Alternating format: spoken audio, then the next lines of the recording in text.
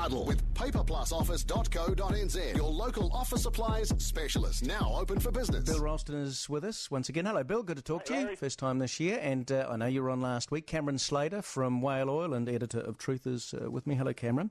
Welcome back, Larry. Thank you. And Bill, first to you, Don Brash, saying that the government should turn a blind eye to illegal migrants working in Christchurch's rebuild because the city needs all hands on deck. How do you view this? Well, I know Don can be a bit odd at times, and I'm not entirely sure I agree with him on this, but he did have a point that it's all hands to the pump time down there, and if you are going to start quibbling about, whether someone's got a work permit or whatever, my in-laws have had builders come into their house today in Christchurch 2 years on.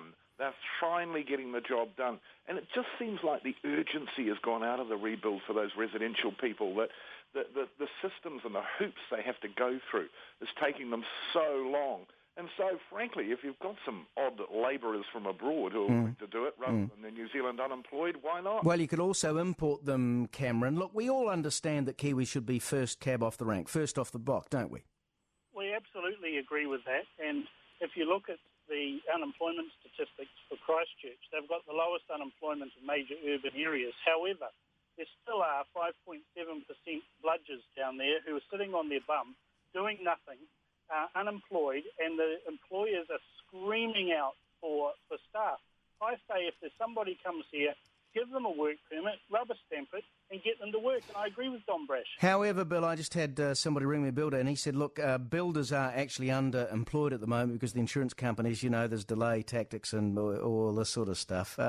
But look, we can't have this rebuild stuttering along. It's just got to get done. Well, I know, and I mean, the number of hoops being put in front of people, businessmen and residential owners, trying to get the job done and the place repaired. You imagine living in Christchurch for 2 years with half your windows gone and boarded up and the wind coming in there during the winter.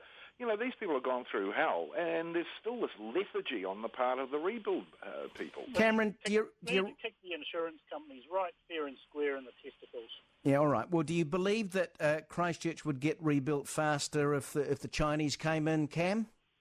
Yeah, absolutely. Just look at what's happened in Fukushima and all around there. Go and have a look at the photos that are on the web of the before and after, and compare that with what's happened in Christchurch. It's a travesty that we're supposedly a first world country, and we can't seem to get organised just to get things done. No matter how you do it, just do it.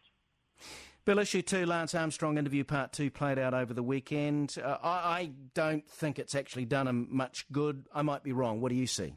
No, you're absolutely right, Larry. The man's a self-confessed liar. And today he's back in the media again. He always said that even though he was on drugs, he was never detected at any point. Now allegations have surfaced that, in fact, his organisation bribed drug labs to actually clear him. He's denying that. Well, I'm sorry, this is the same denials he's been going on all along, trying to deny that he was ever on drugs. The man is just a liar, a cheat, and frankly, the sooner he drops off the radar, so much the better. Well, the perjury, Cameron, was just, I just can't, it's disgraceful, and I think I know there's the statute of limitations, but he should be locked up, this guy. Look what happened in the UK to Jeffrey Archer. He lied, didn't he, in a court case? It was over some sort of mistresses or whatever it was. He got put away.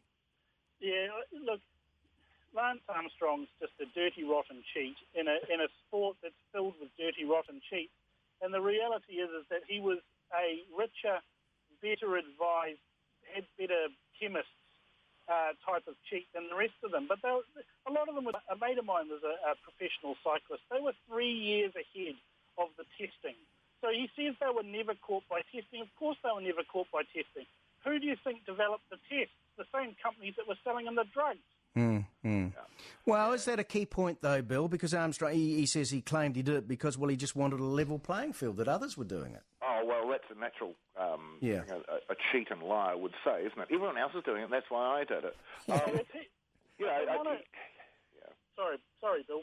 No, that's all right, mate. I was just going to say the tragedy is, for those who haven't cheated, now they keep saying that maybe cycling should be taken away as an Olympic sport because you can't trust them. And that would be a tragedy for those who train and want to compete. Yeah, I don't think that should happen at all. Thank you, Bill. We'll come back in a moment. Bill Ralston and Cameron Slater on the Huddle. More coming up. It's now 14-6.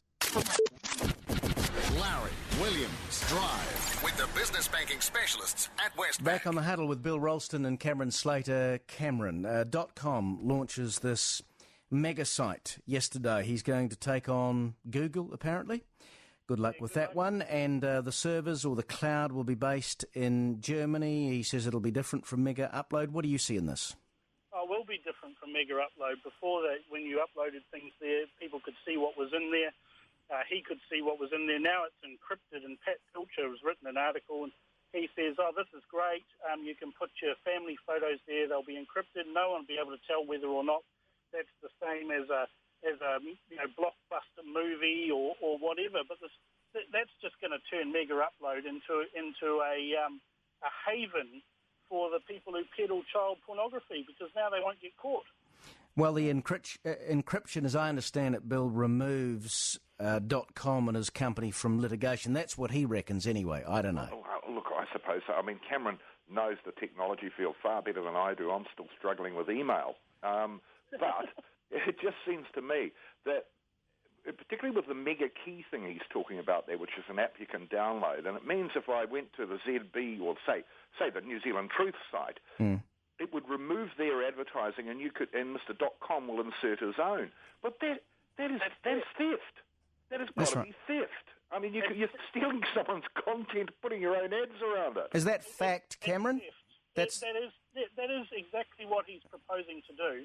So all of these media commentators that are out there that are waxing lyrical about how wonderful this jolly japing German is, they're actually going to lose their jobs, because the revenue that comes from the ads on the Herald's website is going to disappear, and it's going to go into Kim.com's pocket. And then I'll bet you the editor of the Herald's not going to be so happy about the fanboy reporting that you're getting from all of their staff. Right, at the moment, Bill, I think under Google, the company, whether it be the Truth ZB, the Herald, doesn't matter, they get a fraction from Google, don't they? Under this system, they would lose control of the advertising content. Yeah, I mean, Google insert their own ads around stuff and their own sites and things like that, and they make some revenue from it. But if all of a sudden I decide to enter, having downloaded Mega Key, the app that he's decided to put up there, and look at the New Zealand Herald, in theory, all of a sudden the advertisements I'm looking at are Mr. .com's ads, and he's making all the money from it, and I don't think the New Zealand Herald's getting a cent, or the Dominion or whoever. And then, the thing is that saying publicly you're not going to do this for 6 months, and then say at the same time, I'm going to try and take 10% of Google's revenue, that's $3.7 billion. They've got 3.7 billion reasons to absolutely deal to you. Thank you, and appreciate it. That is Bill Ralston and Cameron Slater on the Huddle. Murray Deaker to follow. It's now 9-6.